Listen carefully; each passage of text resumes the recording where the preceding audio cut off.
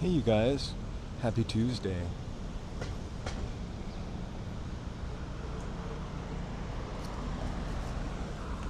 Hey, I'm in downtown in a stiflingly hot 85 degrees.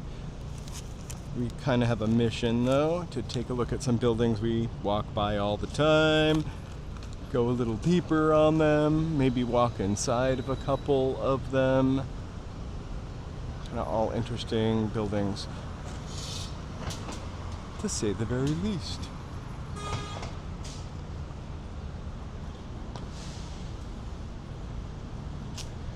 So, I hope you're ready to do some walking. Joe, if you're out there, can you just send me a little chat to make sure the chat is up and running? Frequently new surprises, or anyone for that matter. Welcome you guys. If it's your first time here, please, there's the chat. Alright, I see it now. Hey, Cariopolis, Ms. Evil, Glenn, and Joe.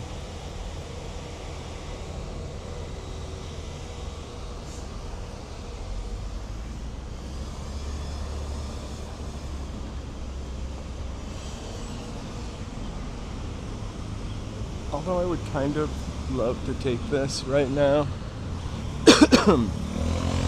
Maybe we can take it down. We're actually walking in the wrong direction. Hey, Will, big hugs to you.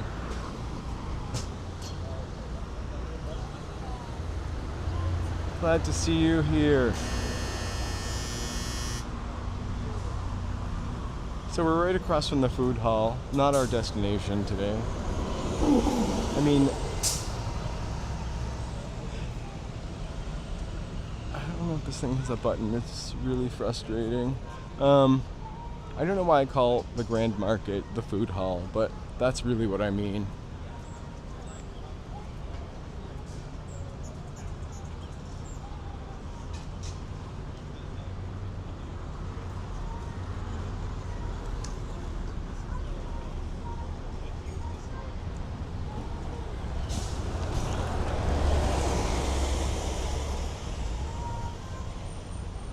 Alright, finally.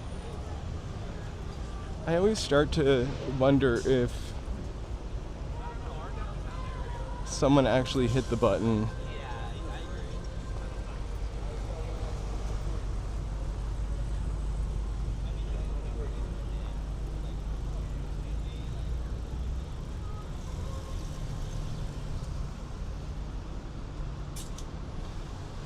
I can't remember which one of those buildings that the city just bought for $2 billion. I meant to look it up, and then they said that it's probably going to cost another $2 billion to retrofit because it's still damaged from a prior earthquake. And they won't release what they've discovered, which is also a little spooky too.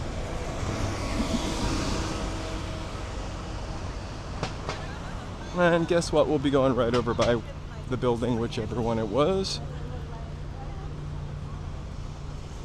I'm gonna take this 11 seconds, 5 seconds to jiggle across the street. Hey, we're starting off at the library. Our beautiful Los Angeles library. We'll walk down a street so I don't have to do the hill. We're just gonna hang out in Pershing Square. Well, actually not in Pershing Square. It's literally the microwave oven of parks. Hey Marie, so anyway, first stop, we're going to look at the Dtla public library. We can go inside of it, or at least I can say I have been inside of it and not been stopped before. So we'll go inside of it. Original library was built in like 1926.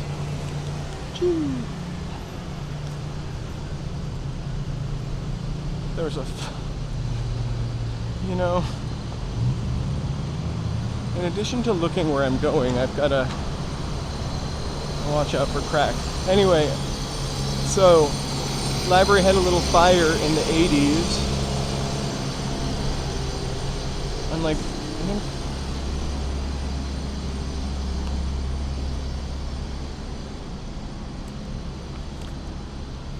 it's right up here on 5th Street.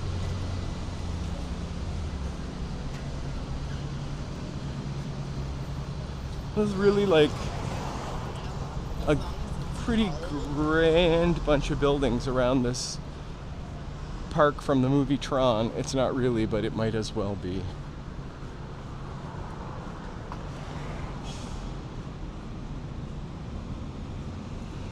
So, arson in 1986 destroyed nearly 400,000 books at the library, the Dtla library.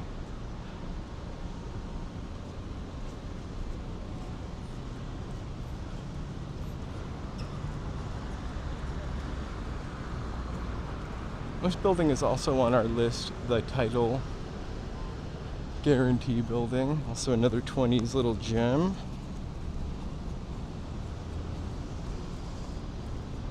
As well as the Biltmore right over here.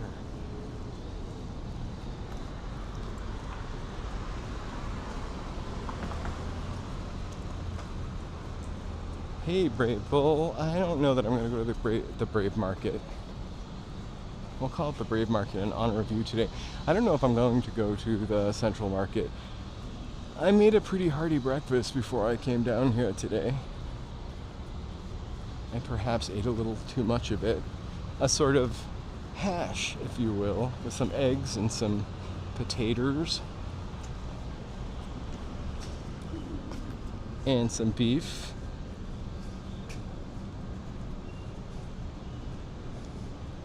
Sorry, I was just reading a little plaque on the ground.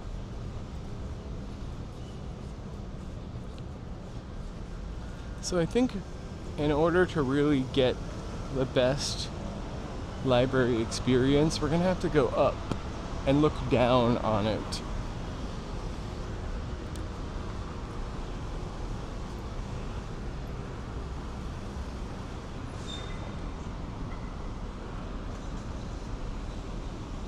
We can talk about the Biltmore later. I don't think I have this in the notes, but that little tower right there was not part of the original building.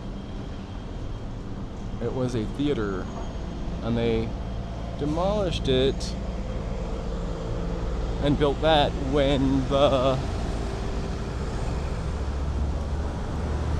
theaters went up the street. So not an original part of the building, but pretty cool. This is pretty much the area that we're going to be historically talking about today, but we'll probably walk on for a little bit. So just coming up 5th, there's the library. You can kind of see it. We're going to go to the top and up the stairs across the street and look down on it.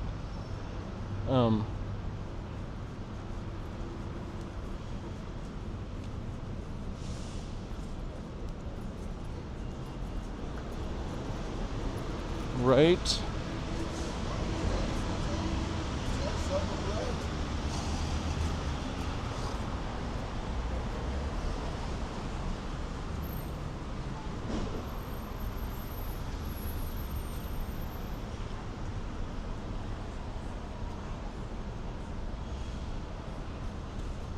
So I'm going to step in the shade for 1 second to look at the library. For members, some of these buildings we can't obviously go in. What I will do is I'll take some of these and I will splice them up. I already feel like a security guard pacing back and forth behind me. He's going to tell me I can't stand on these steps, so we're going to get going.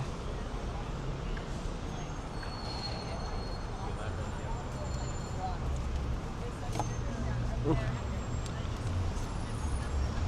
Can I make a cross in 3 seconds? 2 seconds? No seconds. We'll be talking about this building too. It is pretty great. They have a cafe. That's our excuse to get in.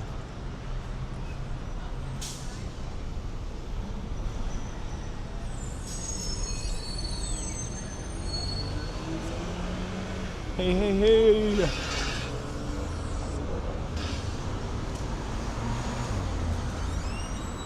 So, I am gonna like maybe once every other week just do like where we talk about different buildings like on the live stream, as well as maybe some member videos. I'll continue to do those for the buildings. So if there's a building you want me to cover, let me know. I'll see if I can find out some weird stuff about it.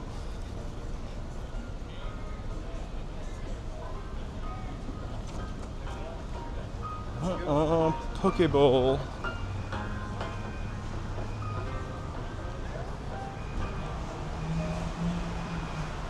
So if this was 60 degrees out, I would be walking up these stairs. It's 85, so I'm gonna stroll slowly up the stairs. Just see if we can get a better look at the library.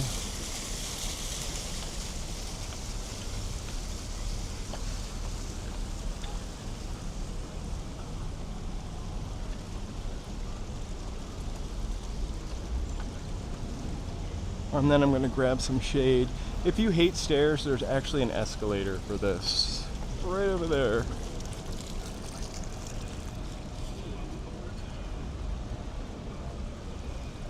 I just want to get to a level where we can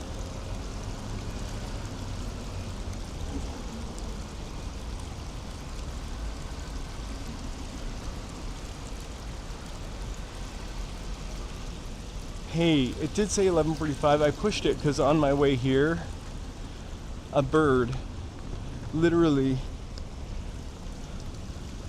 shit all over my head, face. Like,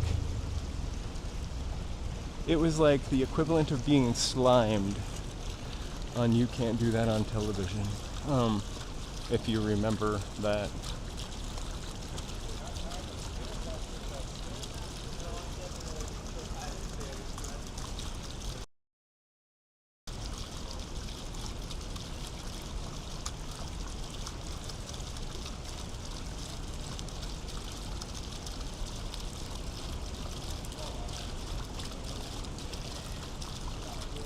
The 85 isn't the issue so much, it's the humidity. I'm trying to get, oh, here's a close-up. Let me see if I can actually get close up what I'm trying to get. I just felt some water splash on me, and you know what I thought it was? Bird turd. So let's talk about the top of the library. It's just a t-shirt, it wasn't anything special. Very light pink, kind of matched my new iPhone. Alright, it's kind of hard to get a look at that guy, but there's like the hand of knowledge on the top. Hold on, where we are, there we go, okay. Alright, enough of that. It was so kind of surprising, the bird turd, because I just was waiting to cross the street and I stepped in the shade of what do you call it, phone pole or something, and of course it was sitting up on the wire. So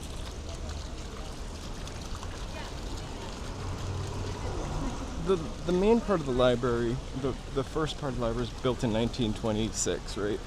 Architects Carleton Winslow Sr., and I think the first guy, Goodhue, kind of unalived halfway through the process.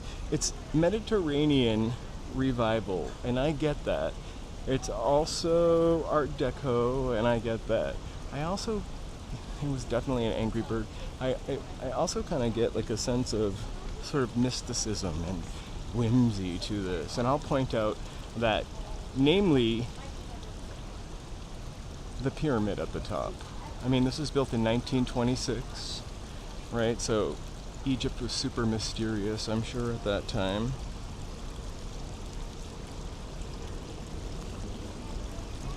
I have a couple things written down. I just don't want to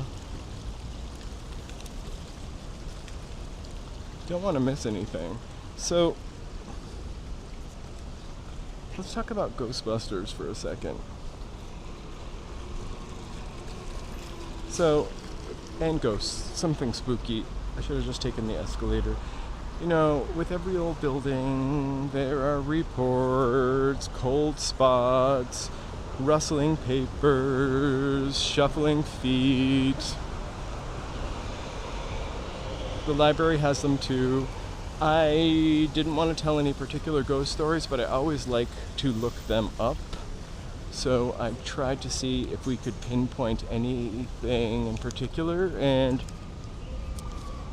it's just old building stuff.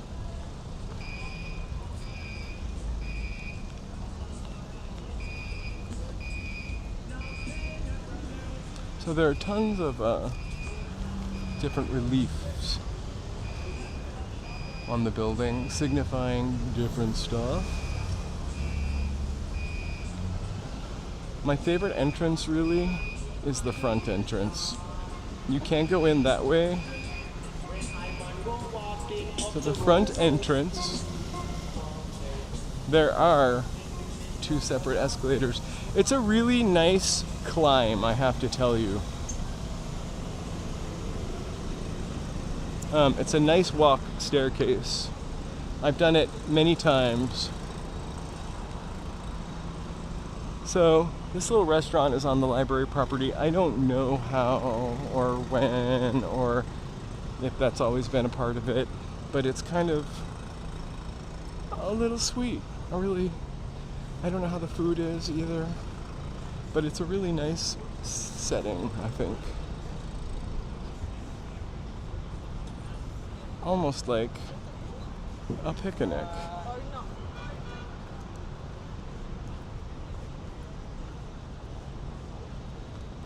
Alright, I'm gonna just check my network really quickly.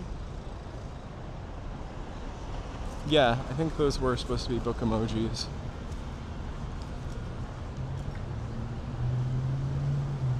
The Millennium. No. What did I call that? Sorry. Anyway, back to the Los Angeles Public Library. Okay.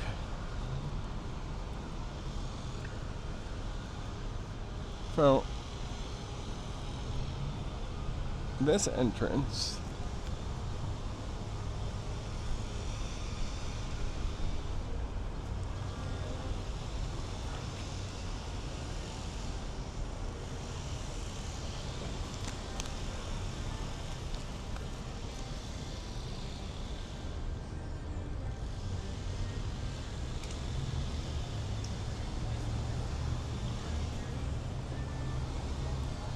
So this library also, and a couple of buildings in this area have been in Ghostbusters. The haunted stacks scene in Ghostbusters, the 1984 one, was filmed here. It definitely stood in place of a New York library, New York Central Library.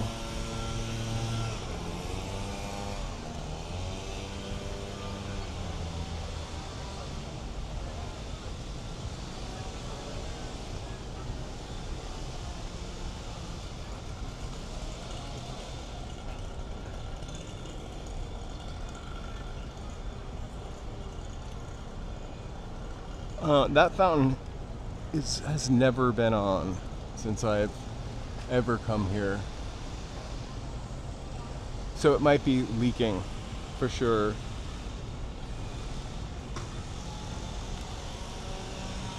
So, the city I grew up had a beautiful, beautiful library growing up, but nothing on this. Just amazing building. There's one more entrance, so you can enter on 3 times. And then I want to go to the rotunda. I think we'll just go in this way and we'll exit that way. A little loud. Also, air conditioning is pretty sumptuous in here.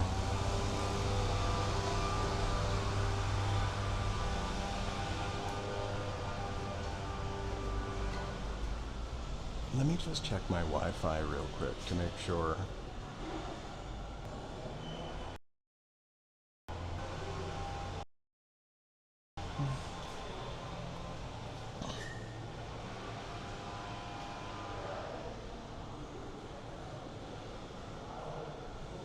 Perfect. Okay.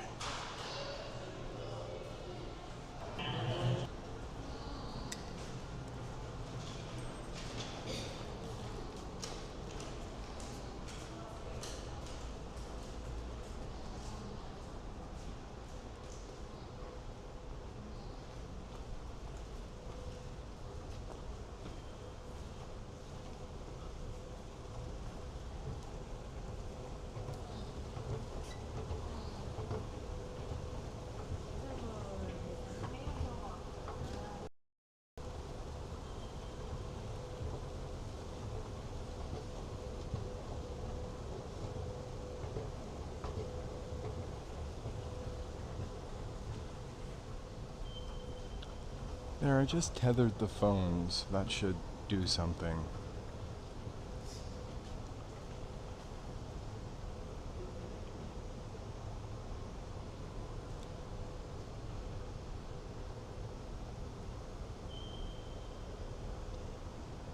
So this is obviously the new section.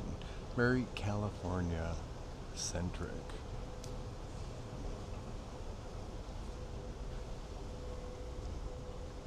Hi, we are back. Yeah, when I came inside this building before,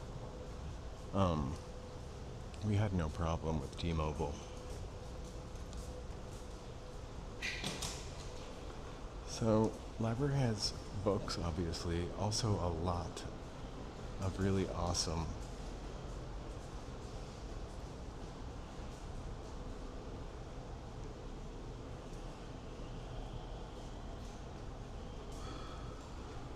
exhibitions. I didn't forget the word, last time I came here they had a really cool artist. Oh man. Let's hope Cecilia is here.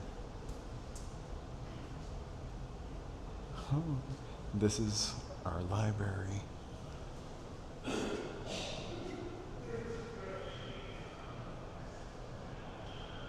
I haven't been there. That's a great idea. I'll try to remember. If you don't mind putting it in the comments, it's easier for me to recall later.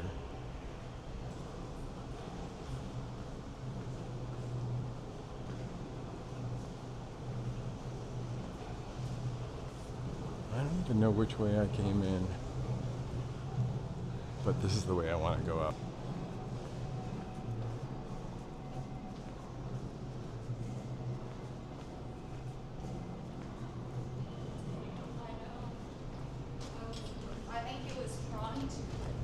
This is pretty much the coolest thing about exiting this way is the view.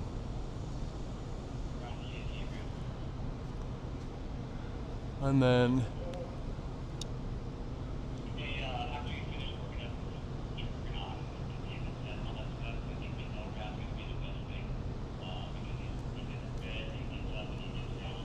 it's just a really, really, really gorgeous, impressive building. Hold the line for 1 second. Sorry, I'm trying to work my way out of a weak transmission.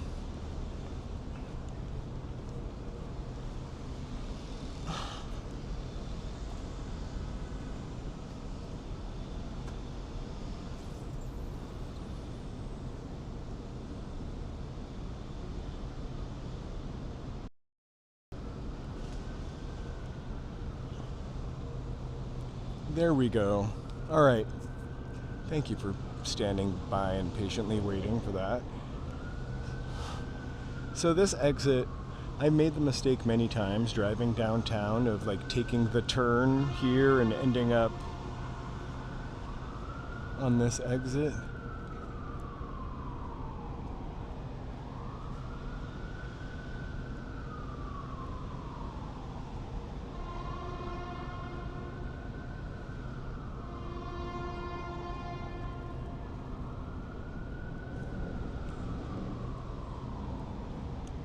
Building is just amazing. I will find out about how to get under that pyramid, because I'm dying to see that.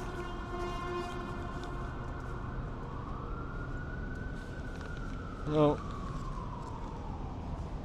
it is amazing and impressive building, and it really feels like a museum. Huh? Practically. And actually, library is almost a museum, although there were a lot of people in there.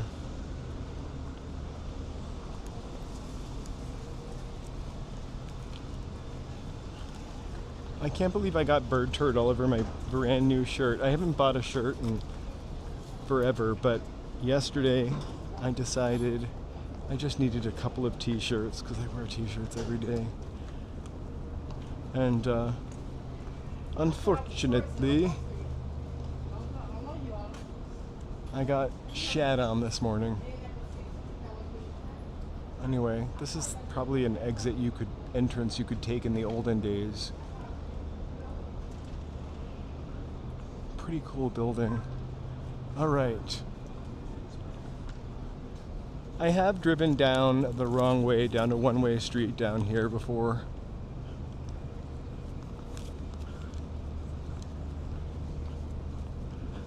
This is also a famous gentleman's club. Well, not a gentleman's club. A club, you know, like Larry Tate and Darren Stevens would have gone to. For old white guys. Not anymore, but a little history.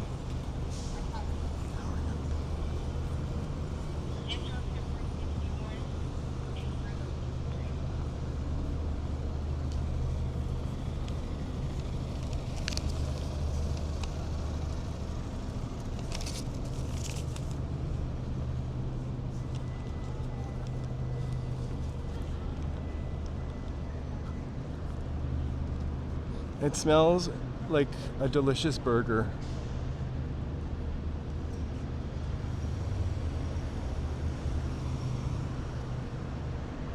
Right?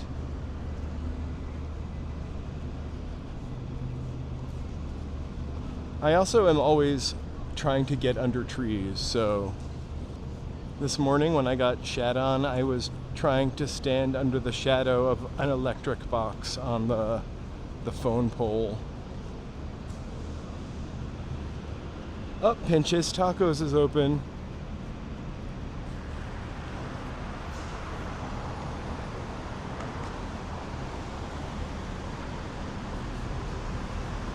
I think the next taquitos we're gonna get are gonna be at Cielito Lindo, if I said that right.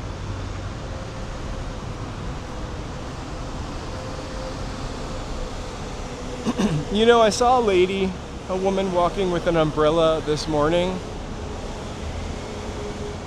and it was so hot over by like where we lived. I was like, I probably wouldn't mind having an umbrella to walk around with, but it's an extra thing to hold.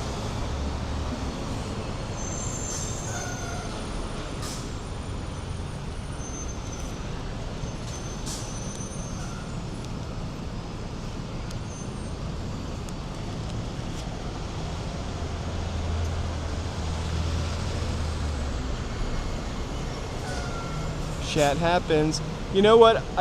The worst thing is I wear a hat all the time, to hold the microphone. I hadn't put the hat on yet, so it got all over my forehead and dripped down my face. It was... For 1 second, I had no idea what was happening. Like just a wet glop, warm glop.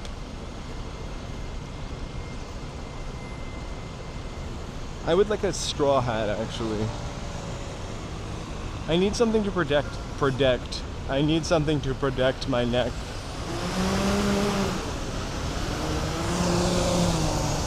A straw hat with a ribbon, like a retiree's gardening hat. Yes, just totally disgusting. But here's the best part. It didn't just happen randomly. It was literally, I was getting ready to cross the street, and so cars everywhere. Everybody could see what had happened. It was a huge turd.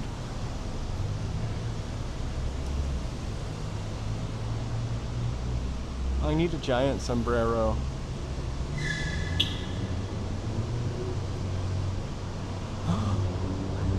I really hate, well, I don't hate birds, but I really don't like birds. This is the PacMutual Building, the next kind of building that we're going to talk about. I'm going to walk around the block and talk about it, and then I'm going to try to pretend I belong in there and go in. Of course, I always want to be careful and not be too rude.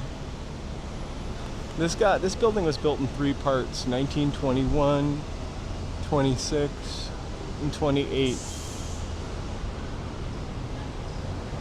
It's now lofts. Adorable.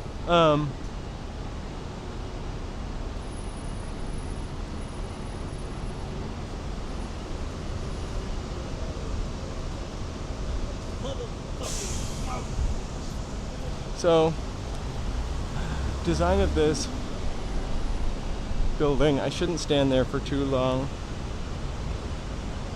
John Parkinson and Bergstrom were the designers of the building. You can kind of see where they added to it almost. Actually, it's a Beaux-Arts building, Spanish Baroque touches. Kind of see those, a little chiaroscuro, or however you say that. I hate that word when it shows up.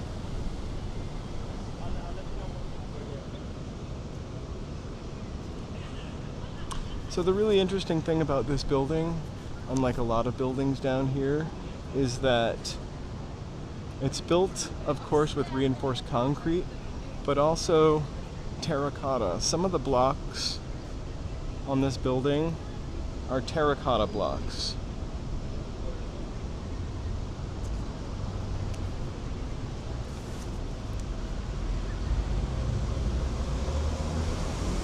Which is kind of interesting. So the ornamentation that we see on this building, it's all terracotta, which is kind of unusual. Hold on, let me turn my camera up.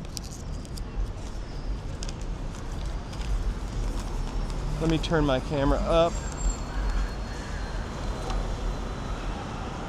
Oh my god, we eat a lot of chicken and turkey also. And then every once in a while I read an article about how bad eating that much chicken is for you.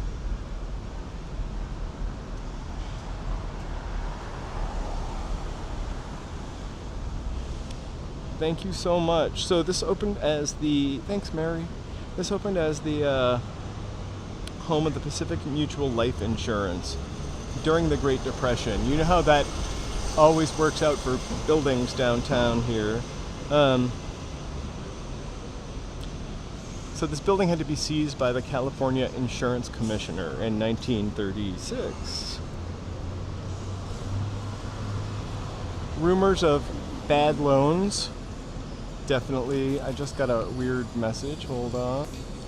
Oh, Marie, thank you for telling me about the house in Malibu. I thought I mentioned it back to you.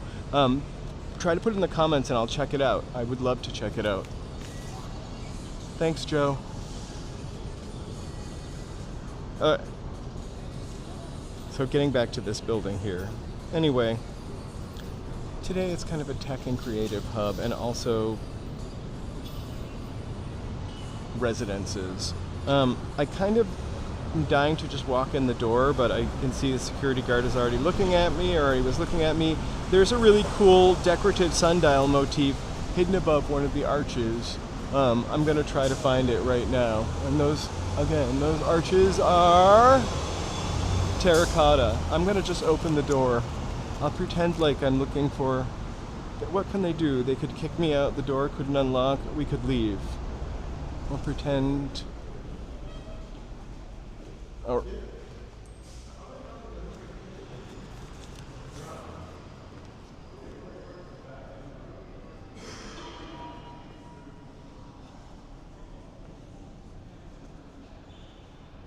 Oh my gosh, I'm just getting ready to... I'm pretending.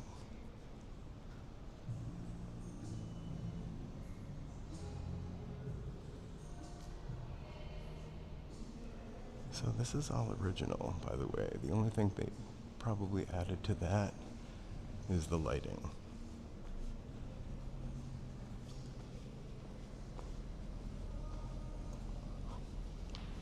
And they have a Verizon store. I could have returned my phone there. Anyway. Another daring do for me, right? Kind of always afraid to go inside of buildings. Anyway. Kind of like a fortress.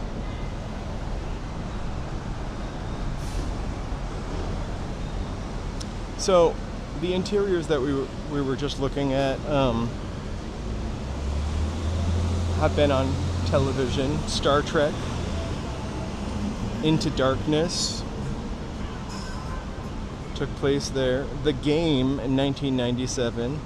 I have no idea what it is, what the game was. I just looked to see if there were any like fun Hollywood stuff to mention. Okay, we're heading back up to the California Edison building. This is another one that I really hope we can get to.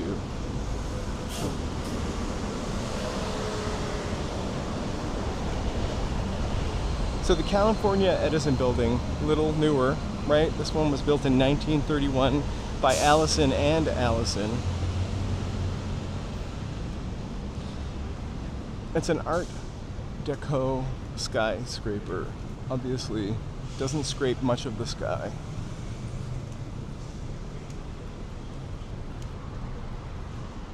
And it's really classic Art Deco.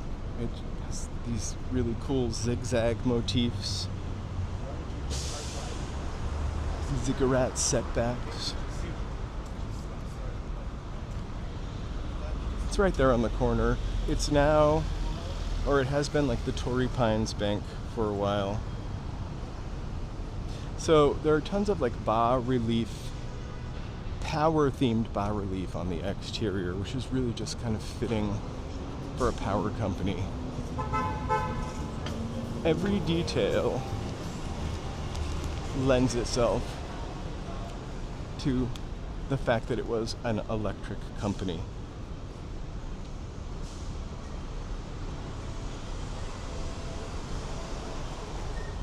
The things to check out here. The bronze entrance grills are pretty incredible. We'll get to those in a second. This building is like kitty corner across from us. Bronze elevator doors if we get inside.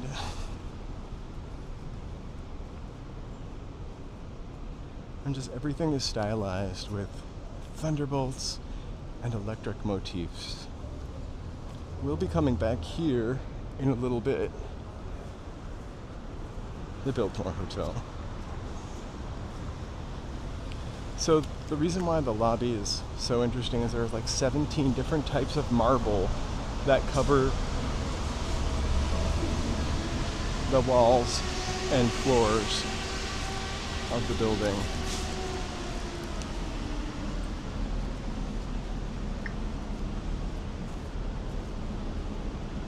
The building is historical for, hey, we'll be right here, Marie, for a lot of reasons. It was the first electrically cooled office building.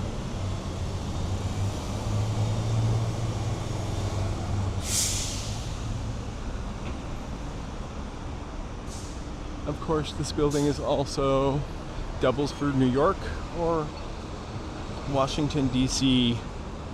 on screen. The lobby has been used as a hotel.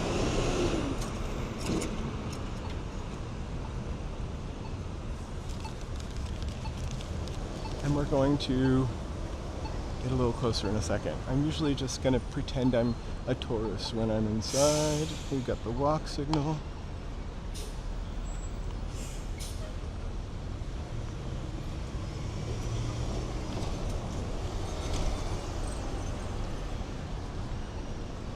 So we were literally caution, bus is turning. Just right here. Definitely not the tallest building any longer.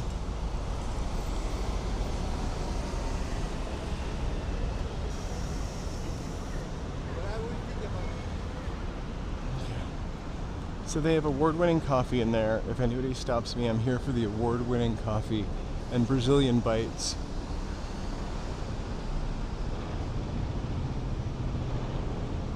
Look at that. Just amazing. Okay, get ready for marble. I got a little art out here. We could literally just get, there's the coffee shop. I saw the coffee shop in a video, so I'm not so afraid.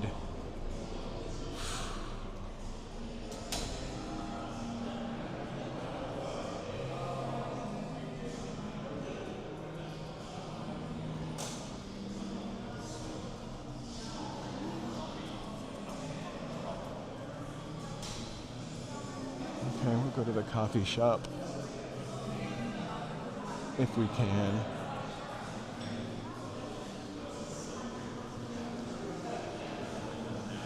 Okay. We're gonna blast out of here. I really don't want to buy a coffee. But I thought it would be, have you counted all 17 types of marble? Also, you see this little rectangle motif on the floor? It also appears under the windows of the building, which I kind of thought was pretty cool. Anyway,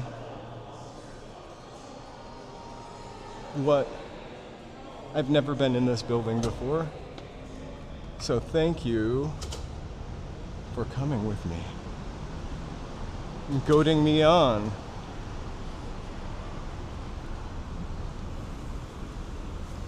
I did it. All right. So we have kind of three more.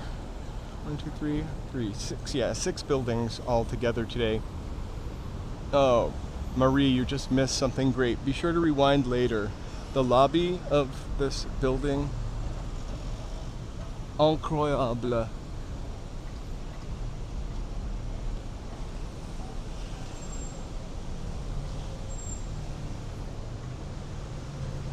That was the Pacific.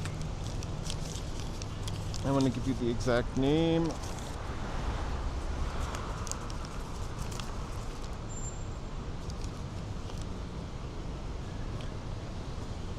Southern California Edison building. I keep calling it Pacific Electric. I very, very much apologize. Now we're looking at the Biltmore Hotel. And then this little corner building was not part of the original building. There was a theater here, I guess the Biltmore Theater. And then when they opened the music center, they tore it down and put this here. It's pretty, I thought it was going to be a little more ruckusy because we are here at lunchtime. I really, in my heart of hearts, wanted to get here a little earlier. So, let me go through my notes, make sure I'm not missing anything.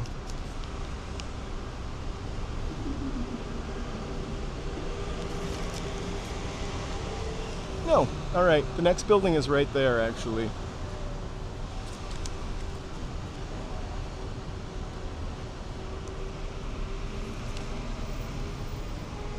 Southern California Edison building is what it was. Did I call it the wrong thing?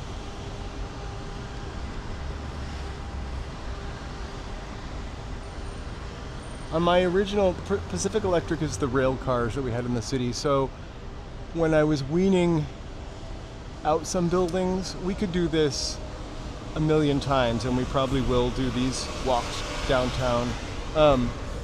I think the Pacific Electric car, one of the buildings, was on my list. And I took it off because it's out of the way.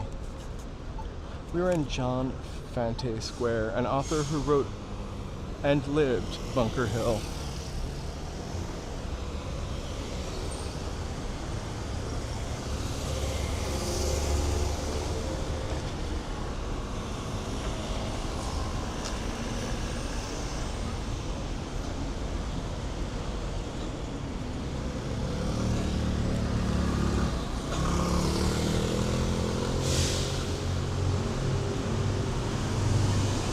Because they had money to blow.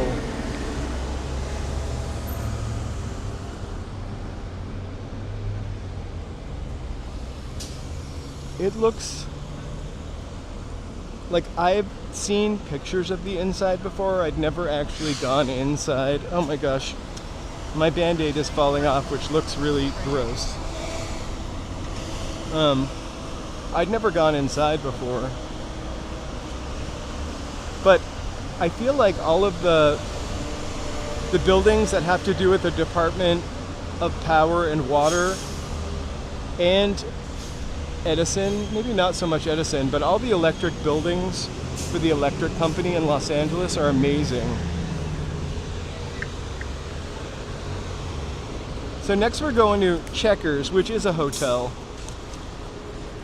So this is a pretty small hotel for downtown.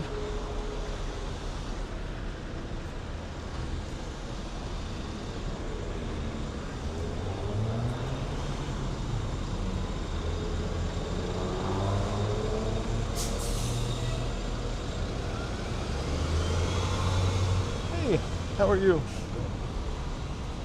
We're looking at the Biltmore right now, not Checkers. Checkers is up here on the right.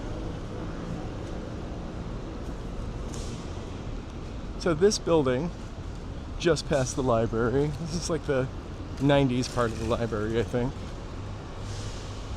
Although they did a really good blend. So Checkers is 1927 building. Once we get up to it, you'll kind of recognize it from other 1927 buildings that we have seen. Hotels where they have like the weird exposed staircase. This is almost more interesting from the other side of the street. It's a pretty modest 12-story facade, right?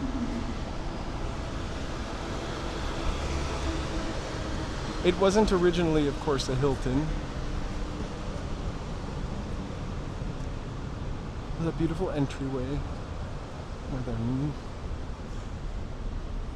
tiny, petite, it's a little boutique hotel for a Hilton. There are little wrought iron balconies. That's kind of where the fire escape is. The archway, this building also used to have another name for some, of course, what it was originally, and I don't think I wrote that down. Hold on. I just like this, love this hotel for some reason. Yeah, it opened in 1927 as the Mayflower Hotel. The Mayflower is gone, though, from this. A luxury stopover for oil barons, bankers, and politicians in booming 1930s Los Angeles. By mid-century, it saw a decline, closing in 1985, but a $49 million renovation brought it back as Checkers. So, obviously can't go in the lobby, but what you'll see in a lot of stuff that was built in the 20s and 30s, it really does celebrate California. when we walked into, also, when we just walked into the Edison building, like you walk in that building and then all the way over at the end of it by the coffee shop was this giant print that looked like it was something from a movie set. A lot of set designers and people that worked in the movie industry also worked down on these buildings as well. And I think that's probably why the architecture was so interesting then. Hey Michael, happy Tuesday. Anyway, so this has appeared as a Washington DC hotel in the West Wing, season 1. It also was the Algonquin Hotel in Mad Men. It showed up in Bosch. And it was the exterior stand-in for Bix's restaurant in the original analysis. Anyway, Checkers is a lot smaller than its neighbors, as you can see. Bankers, barons, and a few ghosts have all checked in here. Well, this is the big deal on the block. The Millennium Biltmore right here. 506 Grand Avenue. This 1923 beauty. Schultz and Weaver built it. Got a little Checkers. It's covered with angels. It's Beaux-Arts, Italian Renaissance with a touch of the Mediterranean and Moorish, I would say. So, Academy Awards ceremonies were once done here. The Oscars were practically born here. I'm going to see if we can cross the street back up where we started. John F. Kennedy had his campaign headquarters here during the 1960 Democratic Convention.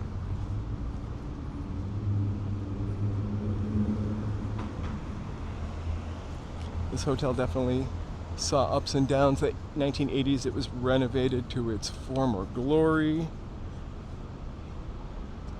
I don't know that we're going to be able to find a door that we can sneak in to this one.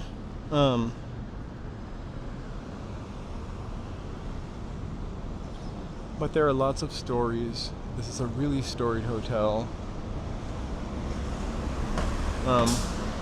It also played a part in Ghostbusters as a New York hotel. So let's walk around it. I'll see if I can find a door that we can kind of sneak in. It was one of the many places that claim Elizabeth Short was seen here last. That would be the Black Dahlia. So here, the Frolic Room, all over town, everybody has a I saw Elizabeth Short story last.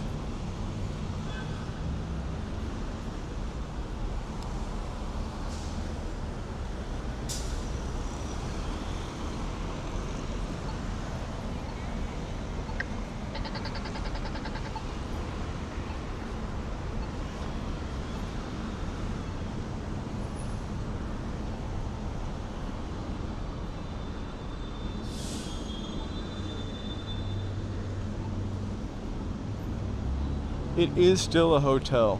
I think, so hotel prices, we can all agree, are kind of expensive. And we all have different budgets for hotels. I have a price in my mind of what a hotel room should cost. And then I have the price that I will actually pay. And so the price for this hotel room, I'm not saying it was a grand hotel room. I think was in the $300 a night range, like maybe $289, $249.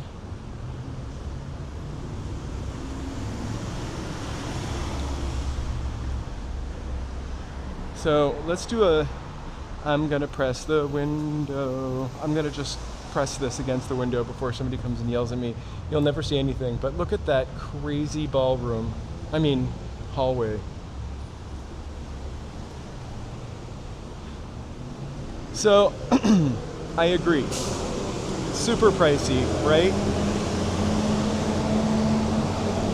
But for a historic hotel, I don't know.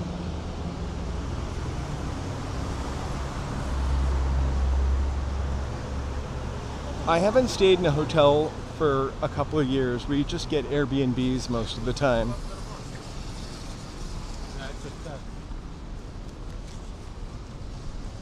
So this hotel was built when this park was just gorgeous. It was Pershing Square still, but it was a little central park.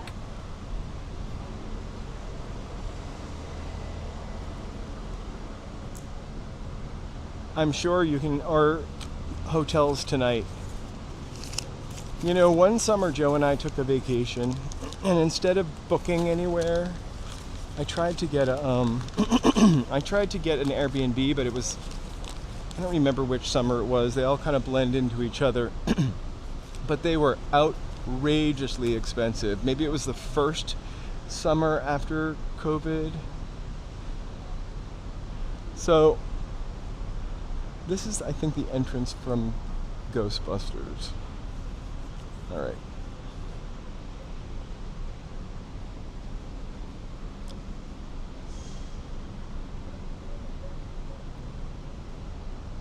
So this has got a lot of ghost stories to it as well.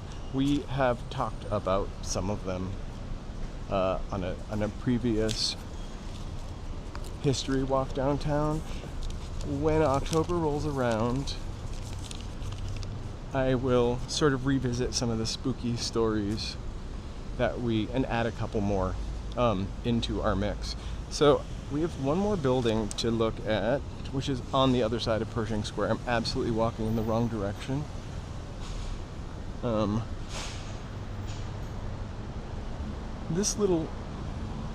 think this little section right here, we can't see beyond that anymore, but like this was in Chinatown with Faye Dunaway and Jack Nicholson.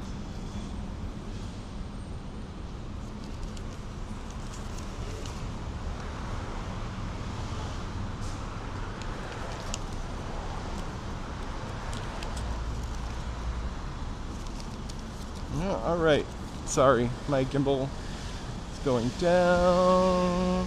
Let me check my perfect. Okay. So you can see how this little block looks a little New York-y. Actually, a lot of downtown looks like old New York. Oh my God, Nightbot, chill out. I do want to take a second to say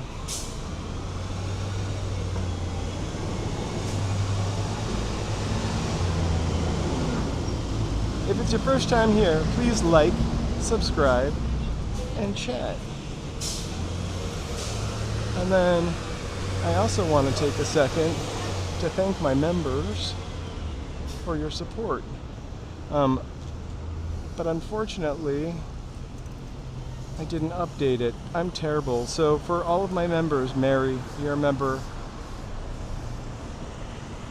Hearts, fireworks. Woo!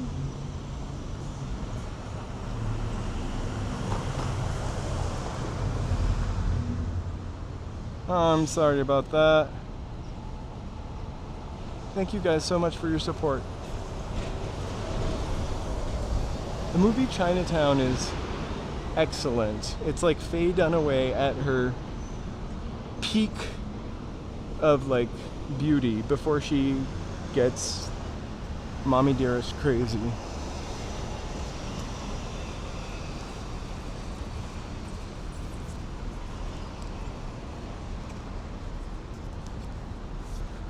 So we're heading back up to 5th Street.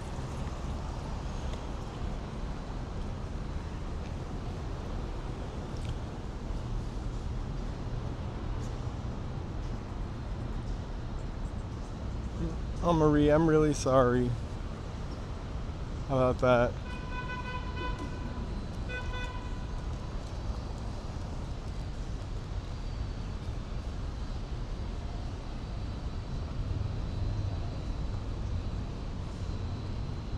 So it's 85 degrees. This is a public park in downtown Los Angeles.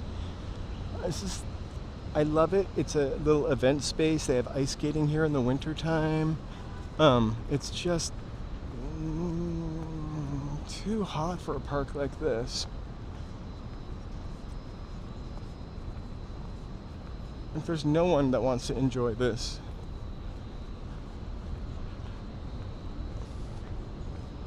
Also, it just looks oldly modern.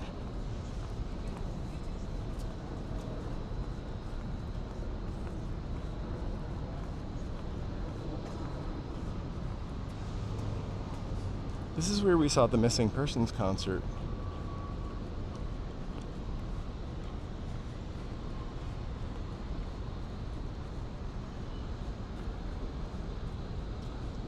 I know, but there's something happened to that woman in that 7 years. Seriously, her face looks different.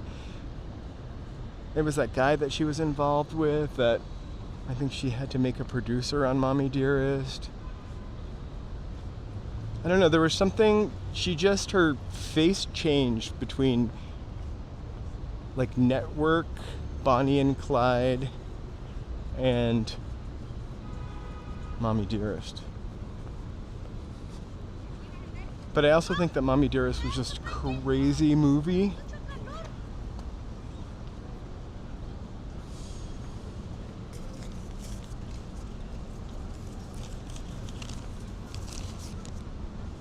And it ruined her career.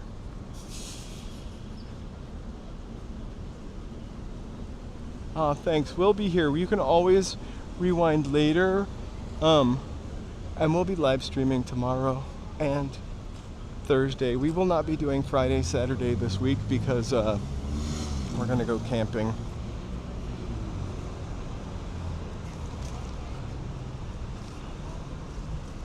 So our last building. And that building.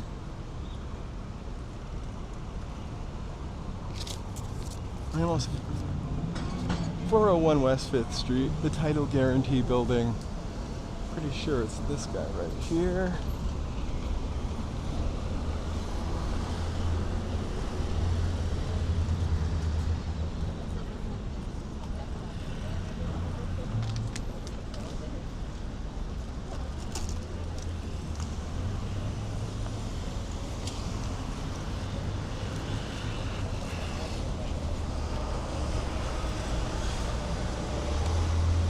Let's start off at the actual entrance. This is another building we probably won't be able to go into unless I try real hard.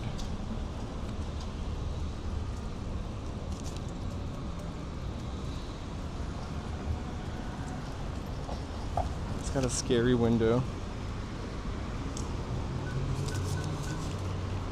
And a code. Alright. So Pershing Square, once a really beautiful, beautiful, beautiful little square. The building behind us, built in 1930, is the Title Guarantee Building. There is my reflection. I kind of wish we were glamping. We're really just camping. I have a tent that I bought 2 years ago in my closet, so we'll see if it works. The exterior of this guy is a vertical symphony of zigzags, really, and Gothic flourishes.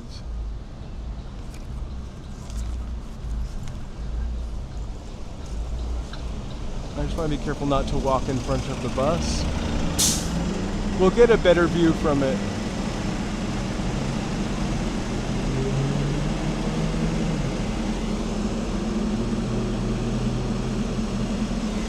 So there are a lot of really cool details. I don't think we can see some of them close, but there are really little rain spouts on the top of this that are shaped like gargoyles. We'll get to a better spot where we can see more stuff like from across the street. There's also, it almost looks like a little penthouse on the end.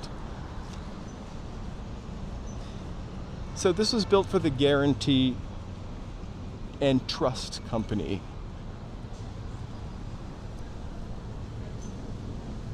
In 1930.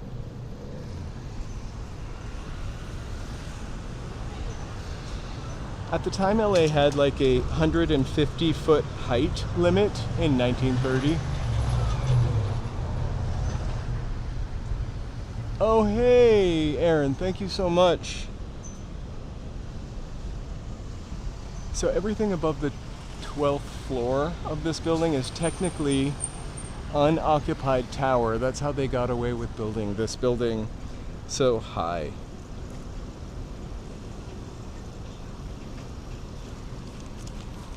Let's kind of check it out from the side. So if we could go inside, but we can't. The interior lobby retains some of the original marble.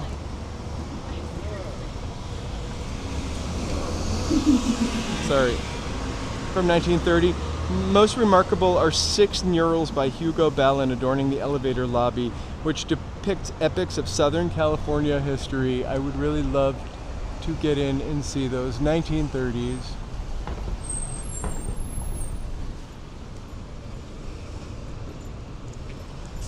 So there are tons of these little zigs and zags everywhere on the building. We're gonna go across the street now that we can cross and try to look at it from Pershing Square. It's one of my favorite buildings, along with this one right here, which we will do next time.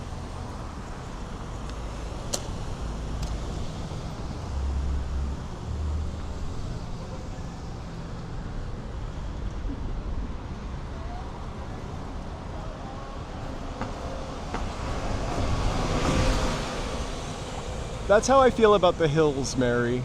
Oh yeah. So all of that stuff, empty.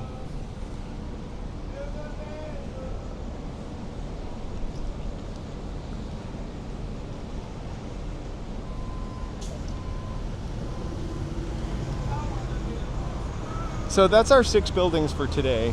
Let's take a walk now and just shoot the breeze. Happy Tuesday. Getting ready to be out of the big city in a couple days. Kind of looking forward to, as horrible as this sounds, I'm really gonna miss not having a connection, because I would love to post up some stuff. But so expect like a big drop of just a bunch of weird stuff when I return to my house on Sunday.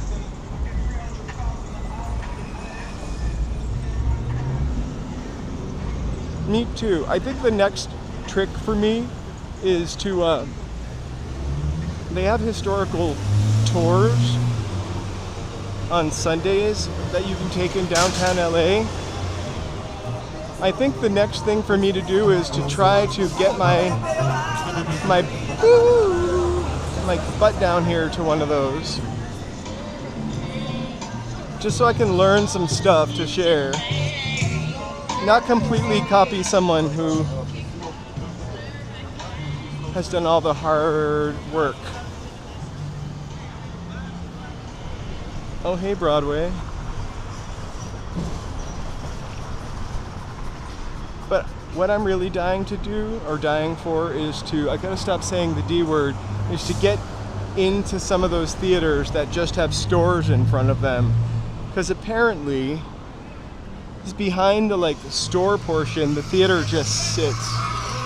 And the winner is MC. Happy Taco Tuesday. I can't stop thinking about the tacos, or taquitos, or rolled tacos, sorry, from Cactus #1 the other day. Those are really good. They were actually much better than I remembered them being. I can't remember which theater it is down here, but one of these is the original Pantages Theater. I don't think it's the Roxy.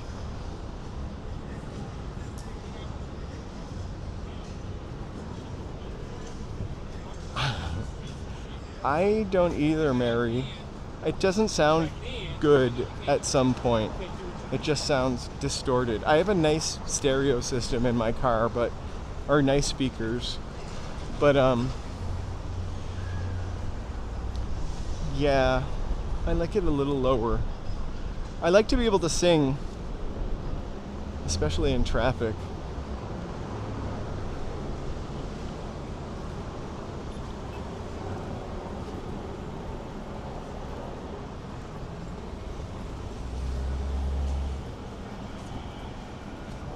I think honestly for dinner tonight, I probably won't have tacos unless we give up, which happens every once in a while. There are so many great taco places.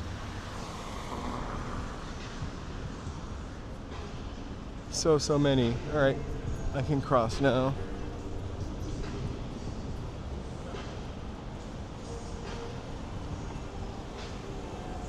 There we go, 524, 532, 530. It is the Roxy, maybe. 528.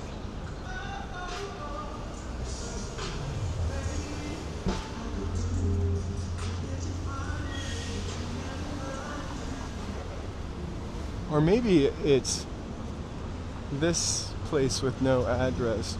518. I think it...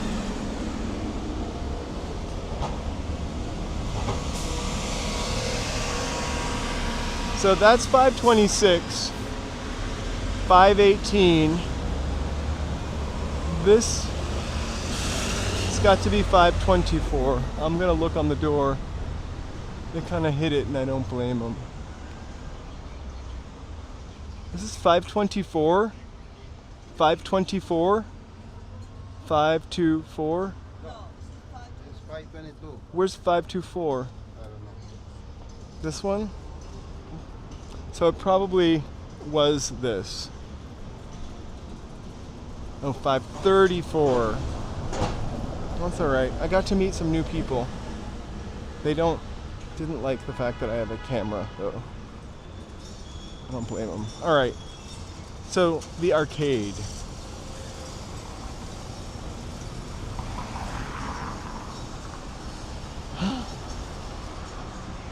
Oh, there are tons of bags down here. So this was the first. Oh, and if I only looked a little bit harder, you can actually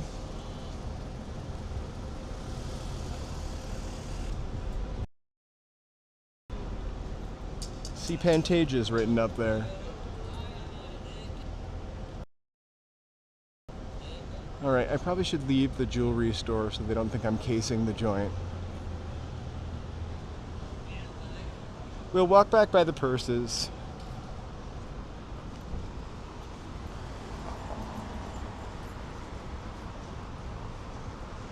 I kind of need one of those crazy purses for all the cords and doodads that I carry around.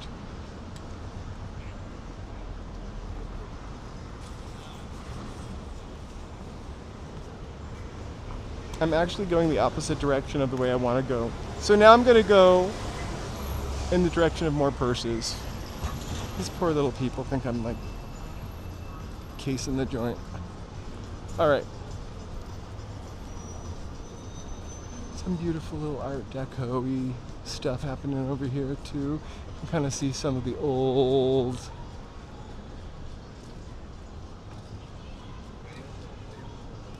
building adverts.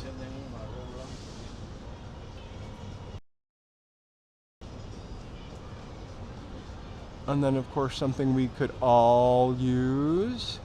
Everyone thinks I'm a tourist.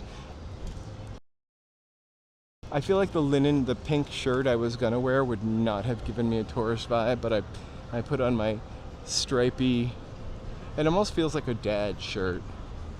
But my dad never would have worn anything this cool. It's not that cool.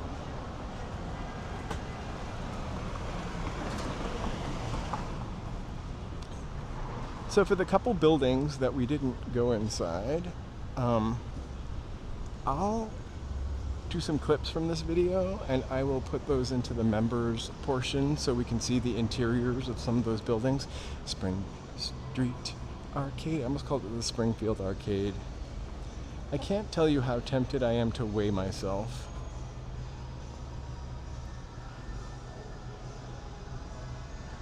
Why would you ever weigh yourself in public, though?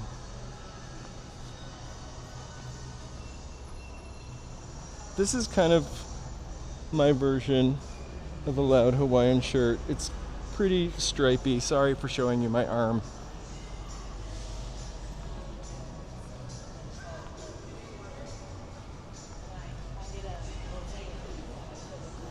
I'm not a pattern lover.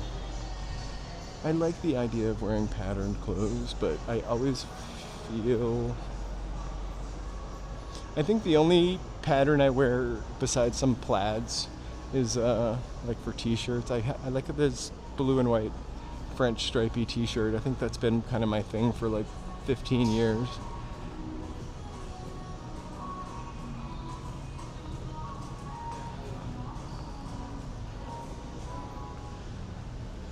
This is a lovely spot, actually. I would love to see it like when it's super crowded. Hey, Ozgay! Happy birthday week. We're not gonna stop. So let's continue on down. Our walkabout.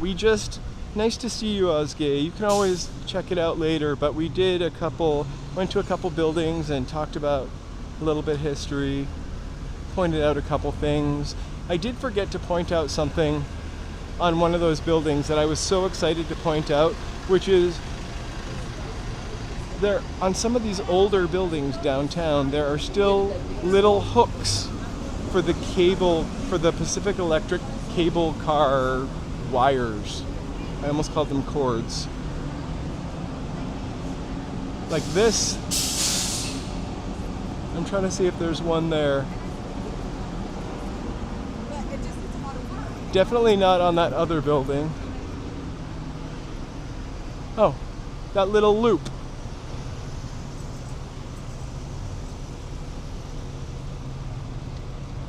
I don't know if I can actually get close enough, but you see that chain thing, right? You see those little loops? I don't know if you actually can see them. Those are for the cable cars, or the electric rail. And now they're routing them to hold lights.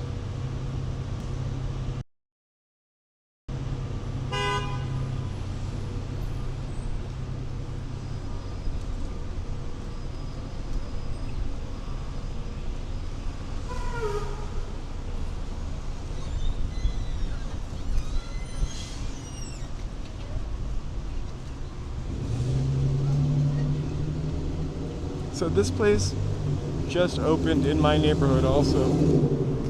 Joe's Pizza, we have one in Hollywood. Not my pizza spot, but not bad. I feel like they have touristy prices.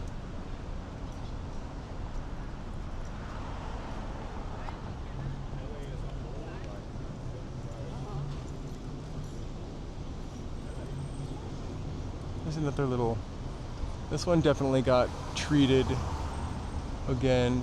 The Hotel Hayward Cafe and Coffee Shop.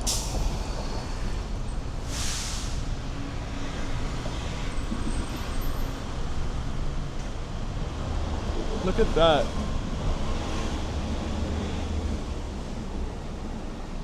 Also not a building I was ever gonna talk about, I don't think, but Premier Towers, it's called.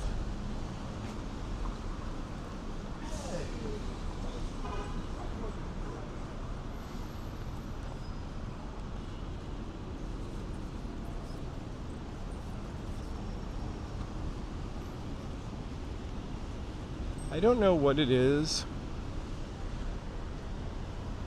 Here's another, oh, we're looking at the back of the Palace Newsreel Theater. Continuous performances. I love this so much.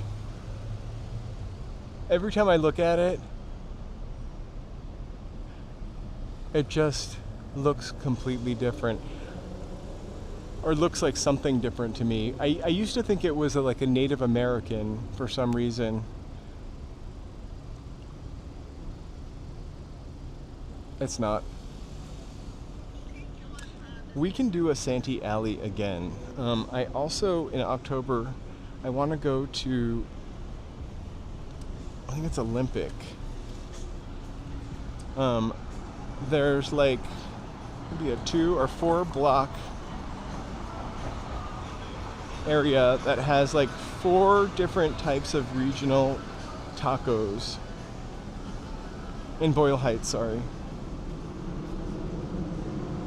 And I think I want to try each of them. Just get one taco and see which region makes the best.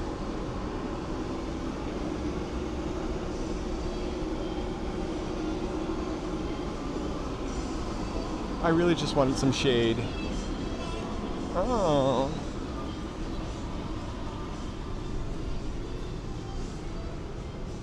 There's one of our literal favorite ice cream shops, Paradise. It's so good.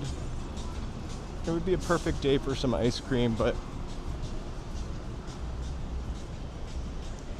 I feel like I'm always on a taco spree. Taquitos.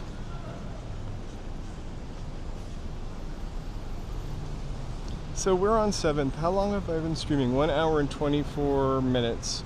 I don't know what you're doing. I was trying to give that lady a chance to cross. I can go to Santee Alley for sure in the next couple weeks. We're gonna cross here.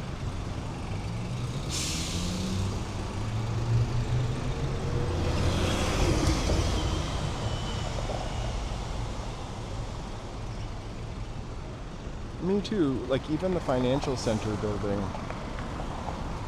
It's kind of boring, but second look, you've got a lot of lovely bas relief at the top, or bas.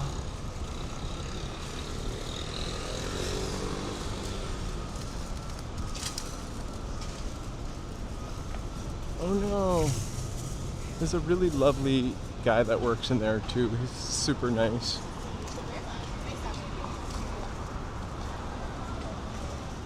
All right, we are coming upon Main Street.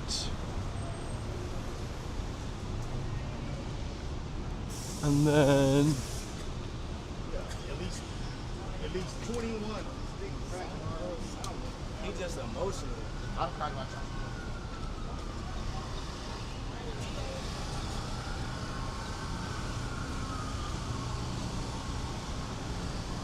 even this building kind of looks historic. Like these kind of mixed use buildings where you can see the ties still.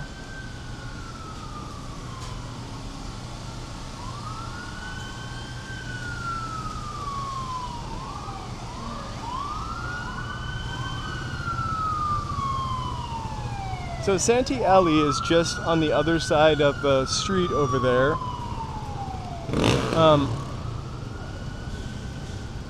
It is basically like started out of the 80s, the wholesale business. It's a place where you can get anything you want.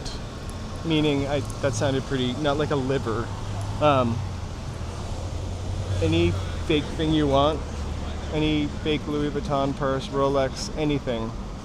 But also cheap socks, cheap t-shirts, fabric. I have a video or a live that we did in Santee Alley. You can check it out, but I definitely will go back there in the next month or so.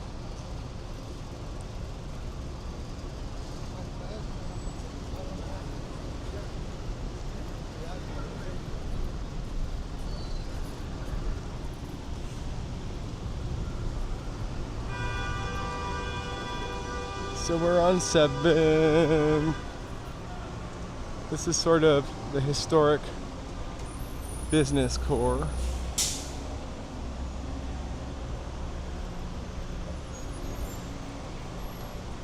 If I ever make a podcast, the first script I want to do is on this actual hotel right here. Poor little space, actually.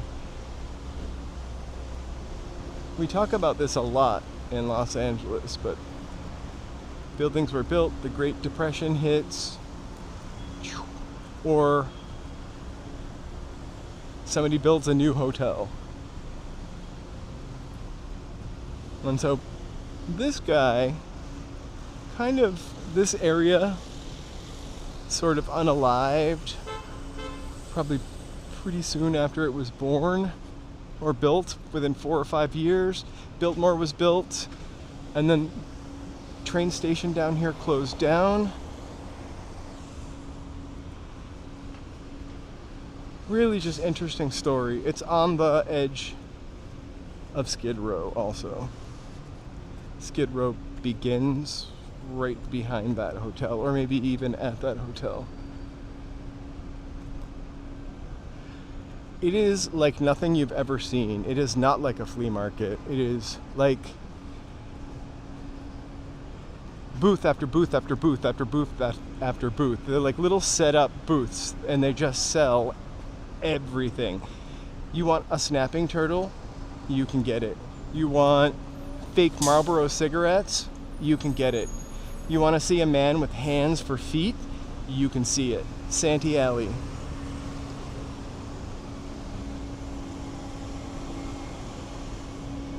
It is just kind of unbelievable. I had never been exposed to the world of imitation goods before, quite the way I was exposed to it there. I think they're a little more clandestine about it now.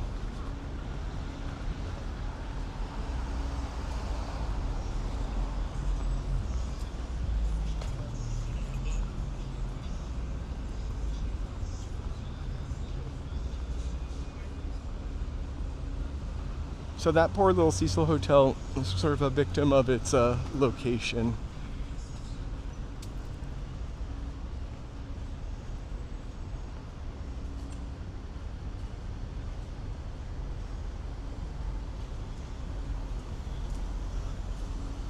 I kind of would love to, actually would not like to see the inside. I would have liked to have seen the inside before it had become what it is now.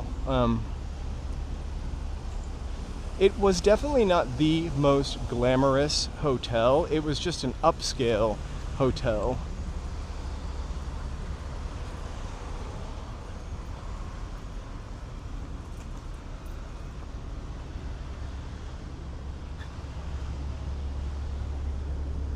And our eternal message of these two hotels, the Hotel Rosslyn, which is fireproof.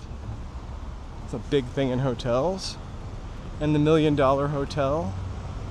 No relation to the $1 Million Theater, which is next block over on Broadway. This is what a lot of the architecture used to look like down here. They really hauled through downtown LA. This I don't think is an authentic building, or maybe just the facade is.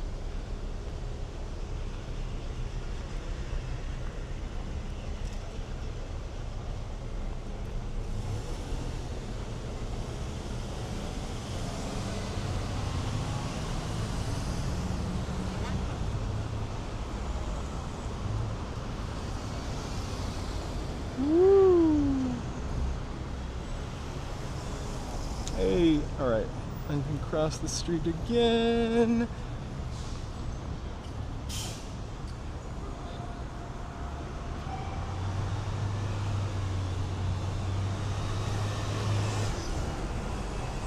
Let me see how much I can show you. Looks like there was a room on fire right there.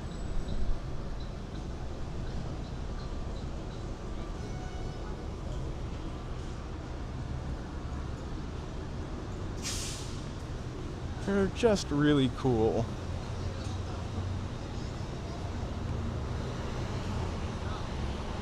What's fun is residences.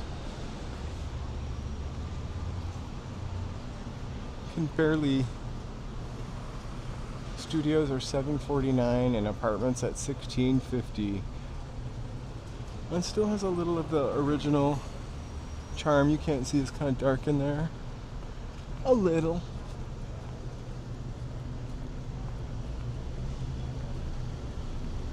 Yay! Good luck with GCI.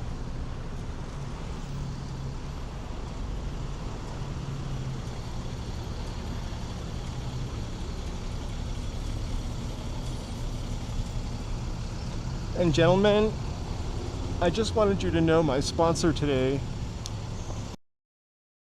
located right here. Sorry. Star Pants. Custom tailored slacks. They are located in the Canadian building.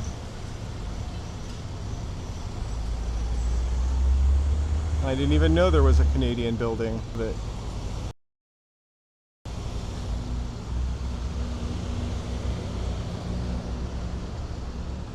look at just how wide those windows are. I wish. Pretty cool.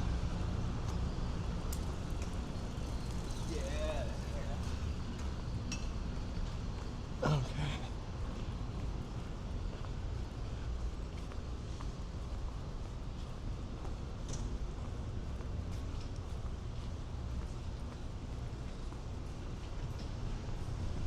Star Pants.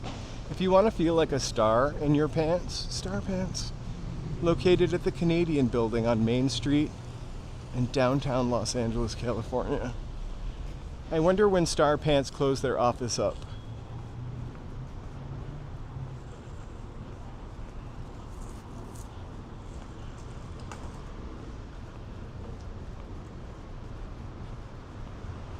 We're gonna just peek at the Hotel Barclay, then I'm gonna head back over to 7th. We are in the financial district, also known as Guthrie Square.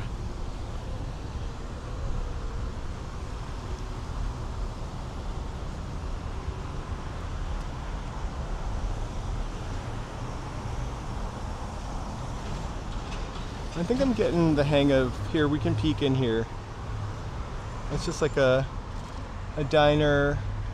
You can't see anything anyway. Sorry. It's really everything you want it to be.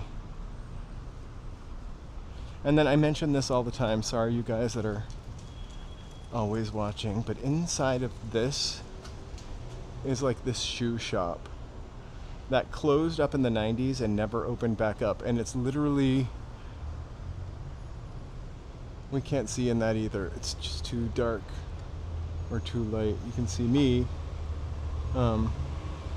It's literally just still in time. There's a video of it online where somebody went into it. Pretty incredible.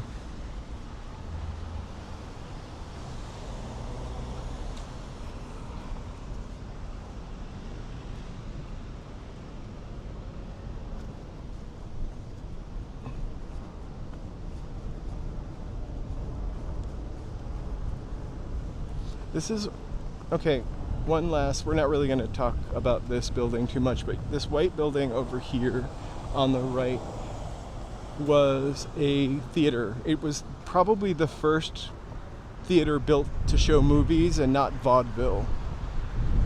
It's called the Liberty Theater. And because they've reworked downtown so many times, it maybe wasn't so gritty as it is now. I mean, it wasn't so gritty with two D's, grid-like as it was now. It's really apparent by City Hall, if you see the old pictures. But so for some reason, they kept a sliver of this theater, which the closer we get to it, the more it'll be a little more recognizable. No plaque. No mention, just sort of this mysterious white building that looks like a theater. So Liberty Theater. Pretty ornate if you look up the pictures of it. I think the ornate entrance though was actually on Main Street. So we're at Main and 3rd.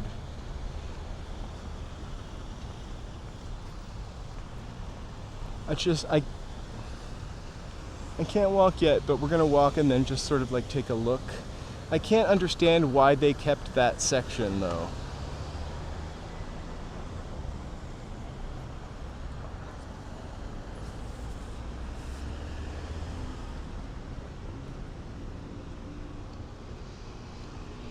I think I can go.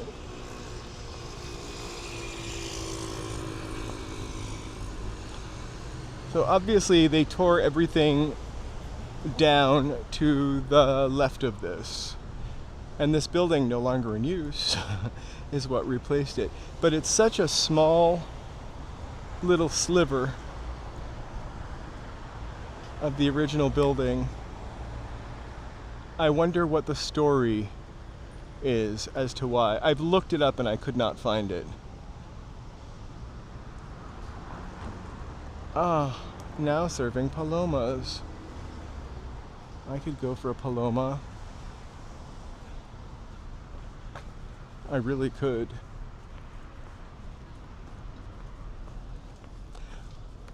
I kind of love LA because it reminds me of the Northeast in a way. Like, coming down here reminds me of like Downtown Crossing in Boston when I was a ute and skateboarding through downtown. It also reminds me of like New York. You know? Like, it did a lot of growing at the same time New York grew, which is why you see similar architecture.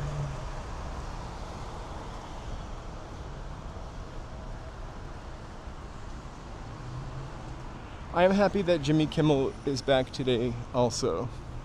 And so, this is the first gay bar in Dtla right here. The Jalisco, the new Jalisco. I almost said the other bar was the first gay bar in Dtla. I'm happy that he's back on the air because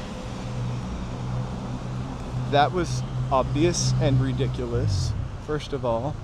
I don't want to get into anything political, but I don't think that what he said was incorrect. It was just maybe people looking for an excuse. And I don't watch Jimmy Kimmel. I've never really loved Jimmy Kimmel, or not loved Jimmy Kimmel. He's just never been a late night person. Since David Letterman, maybe. I watched David Letterman. But he seems to be a nice person. And having the Jimmy Kimmel show right there in Hollywood brings so much business to that little spot you don't even understand. Like, not having that show there would have been devastating. I think so many people rely on the Jimmy Kimmel show being there and the people that it brings in every day. I watch bits of things that he does on YouTube. And he's funny. He does some really funny stuff.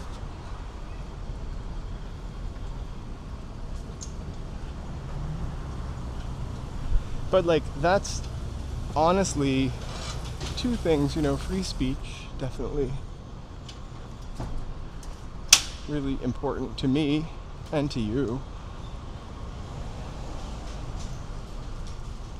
But also just the whole thing with the government interfering and the FCC interfering and the weird threat to ABC.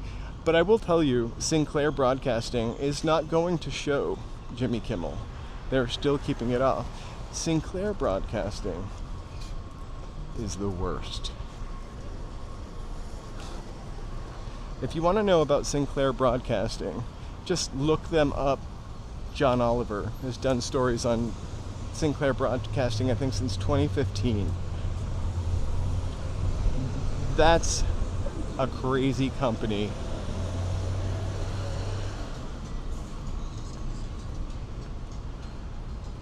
Also, it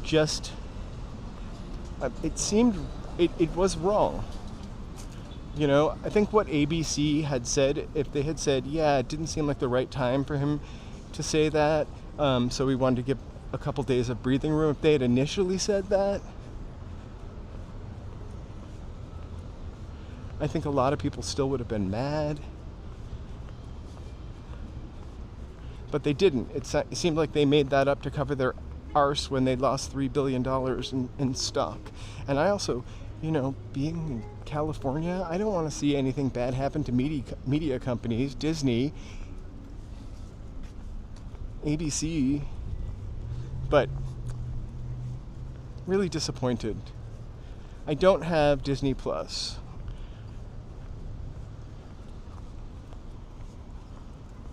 And if they didn't put them on, I probably would have gotten around to canceling my Hulu.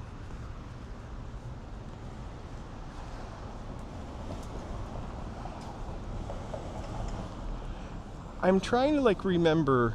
So I remember a story that John Oliver did on the owner of Sinclair, and they actually give those affiliates news stories that they have to do. So if you're a Sinclair affiliate, your news team of your station has to do certain stories. They're usually very left-leaning, shall we say.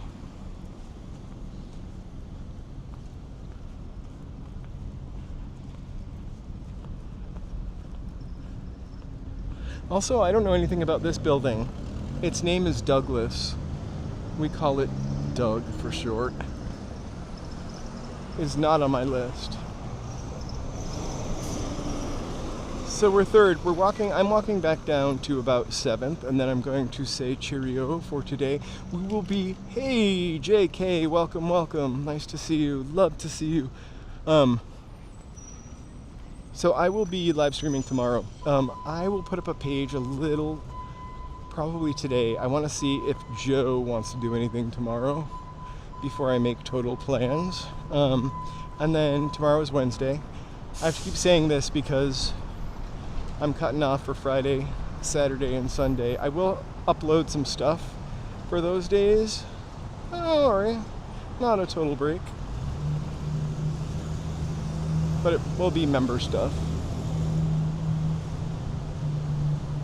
Poor Marie. Well, I hope I can remember the house that Marie told me to go see.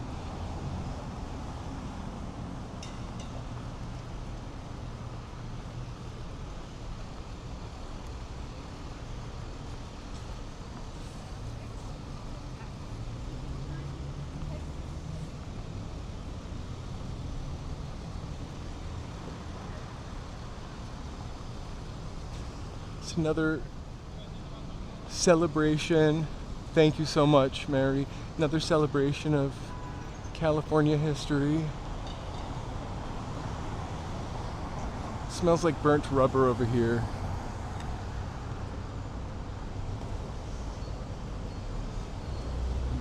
You can I wish you could see this as well as I could.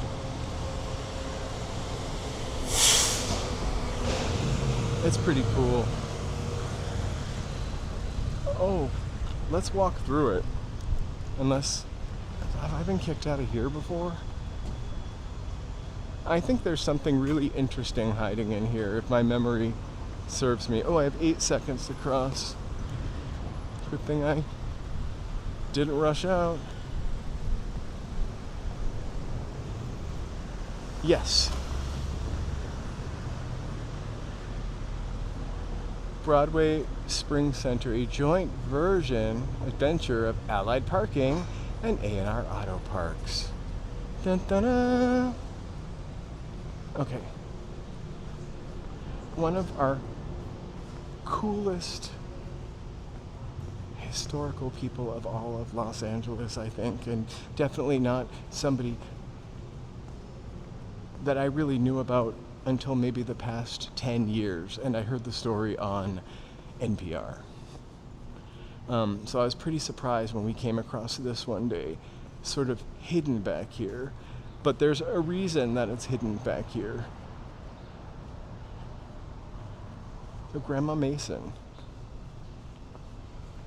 Let's take a look at her timeline. Adamson House in Malibu. I'll remember it now that we've said it 15 times.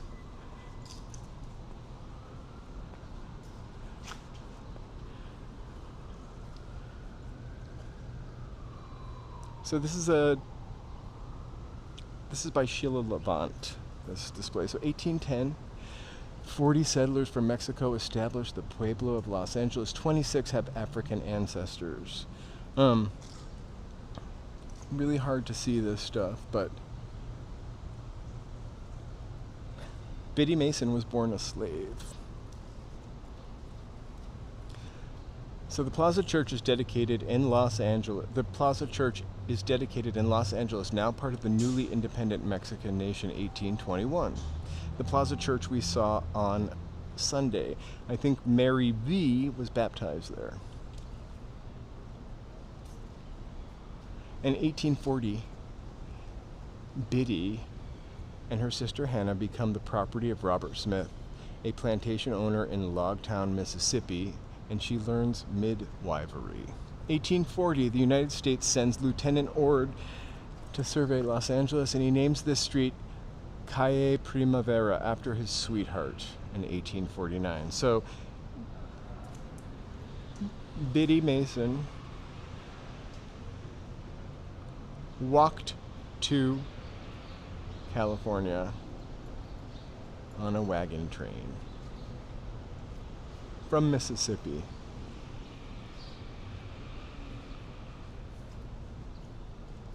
She wins her freedom in court.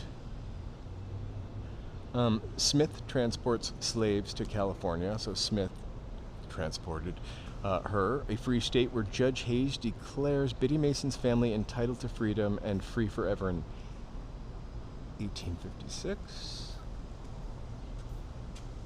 I don't know if you guys can read cursive.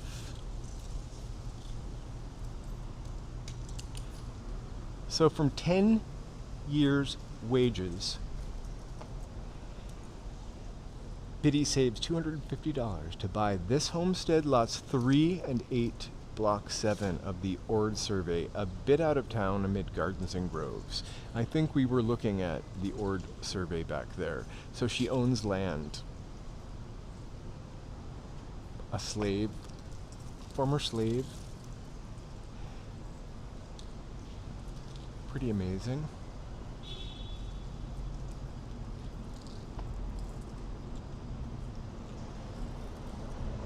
She delivers hundreds of babies.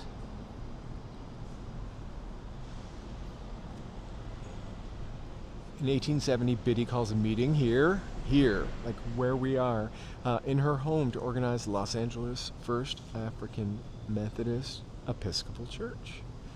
A little picture of California. Biddy nurses the sick,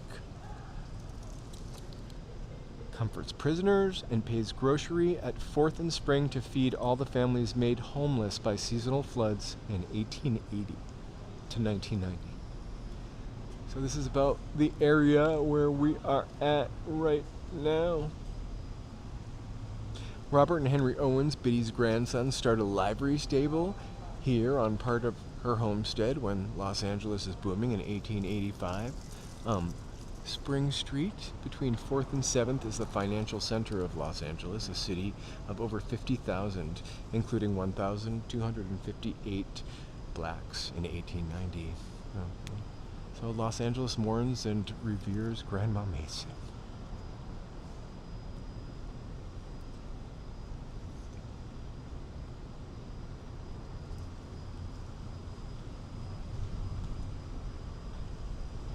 Pretty cool.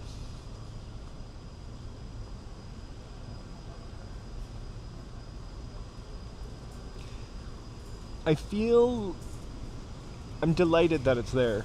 I'm delighted that we have come across it, because I never would have found that if I wasn't poking my nose into places. I kind of wish the homage was a little more out there. So if you think about just a woman, a black woman owning property, like, that was amazing in itself.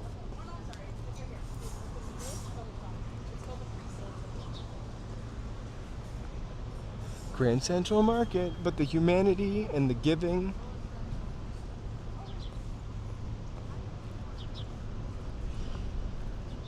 Just something we should all strive for. Okay.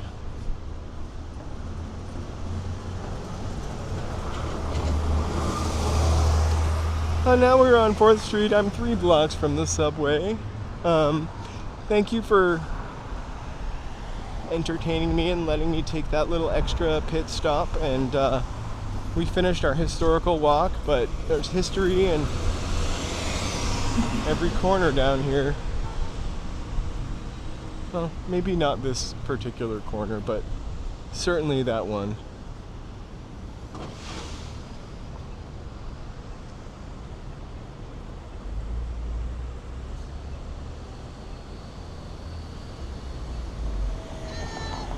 Woo!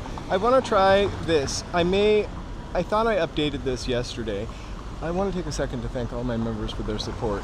If your name is not on here, it should be in the description of the page. I will add it to the description of the page. Occasionally the little doohickey that I use to do this will cut off names. Everybody else is crossing. I'm going to do it too. So thank you so much. You still have me for about another 5 more minutes. I like company to walk to the train station. So if you are a member and your name wasn't on there, know that we still love you. Technology is a blessing and a curse. I'm gonna embrace the blessing and forget the curse part. Me too. They usually, I hope BD and Cecilia, I hope Will got some good sleep watching this. And hey, Osgay, I know I saw your name, I didn't say hi to you. It's kind of early for them.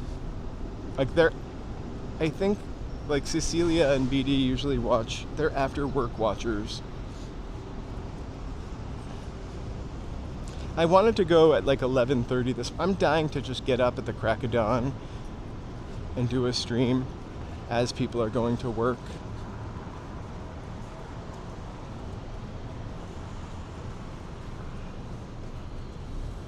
I think Will was here early on, and I think he kind of fallen back to sleep. It's the one great thing about watching stuff on YouTube is usually doesn't have a plot you can miss when you fall asleep.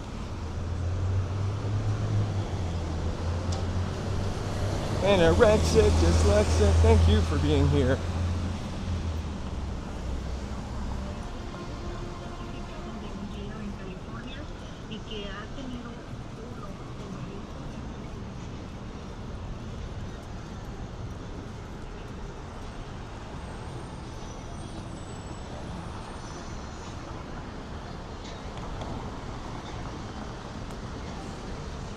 So if it's your first time here and you're okay with what we do, feel free to give a like and subscribe. We would love that. It really helps us with the algorithm and whatnot.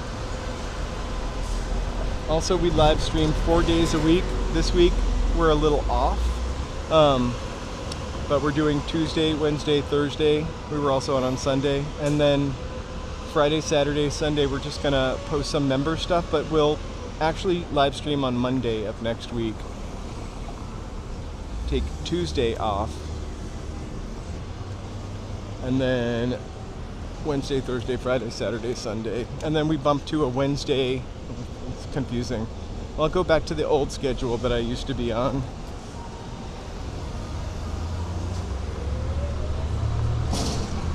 So we've walked this block already one time.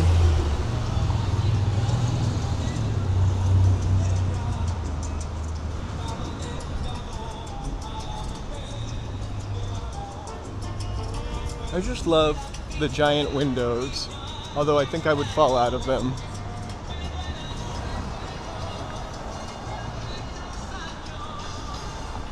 Me too. I'll reach out to Will later.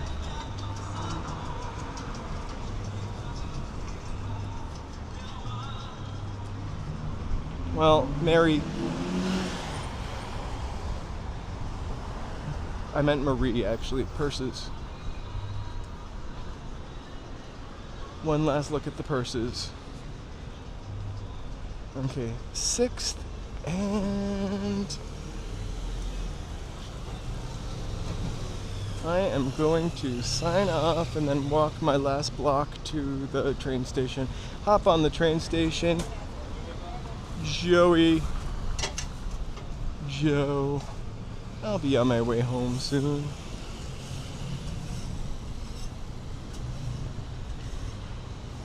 The house I grew up in had really large windows from like floor to ceiling.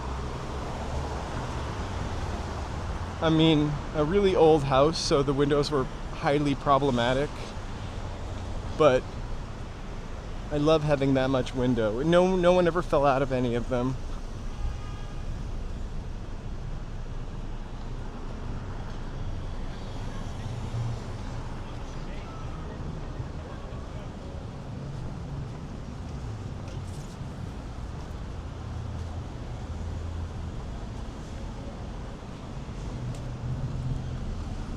It's weird, I saw the hype button and I hyped somebody and then I never saw it again. But I got a message telling me how much my hype helped the people that I hyped. It was kind of weird.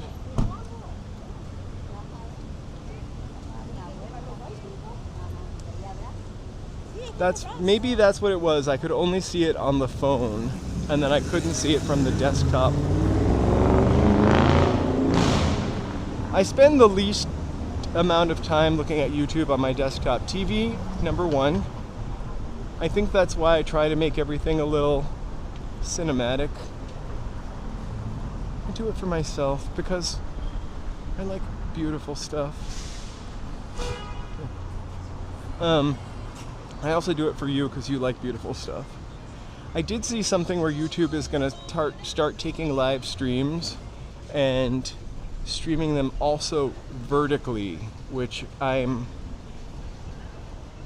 saw 2 live streamers, Kuma Monster. It looked like it had already started. The thing is, the way they turn it vertical, they don't get the actual center or like the right part that should be in the center. I'm never gonna go vertical.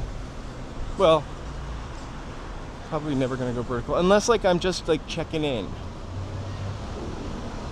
Like this weekend, I might do like a 15-minute vertical just to check in. I will be posting though, as often as I can. All right, 7th Street Metro Center is coming up.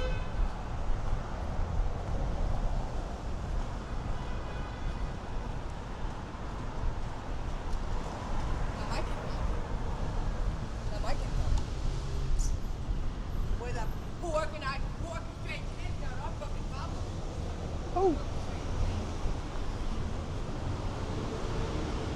Yeah.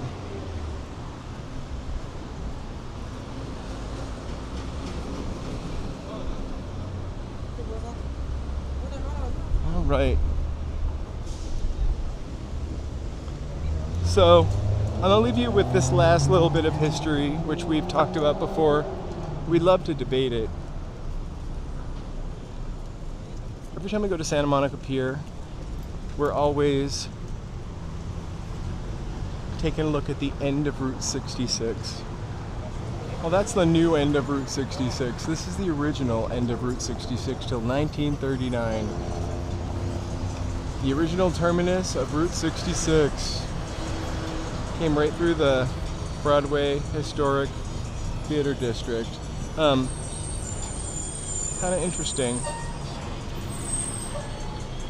So I will say, have a really awesome rest of your day. I will see you guys tomorrow if you join. If you subscribe today, it doesn't show me the subscribers because I am streaming through Prism, so it only shows me certain things. Thank you so much. so I can't see certain things. But subscribers, new subscribers, welcome. Old subscribers, thanks for joining. Members, I can't thank you enough. Thank you so much for joining today. I'm going to leave you at the Warner Brothers Downtown Theater, and then I still have to walk another block to my train station. I'm gonna walk another block to my train station. There's a video online. There's these youths. Shout out to the youths and total respect for them. Who break into old buildings and like climb around. I can't even stand it because I can barely stand to watch them because of the heights. But a guy goes on top of that dome, which is from the 30s and probably hasn't been like looked at since the 50s, and like climbs down part of it. It's pretty freaky. Anyway, we'll be back tomorrow. Thank you guys so much. Thanks for the likes, thanks for the subs, thanks for the love, thanks for the chat. Take care. We'll see you all tomorrow. They are nuts. Death wish. It's a death wish.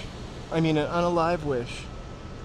You know what I mean. Anyway, have a really awesome night. I will see you tomorrow. I'll probably be on maybe a little later tomorrow. We've got an event. Anyway, hugs. Take care. And hopes all around.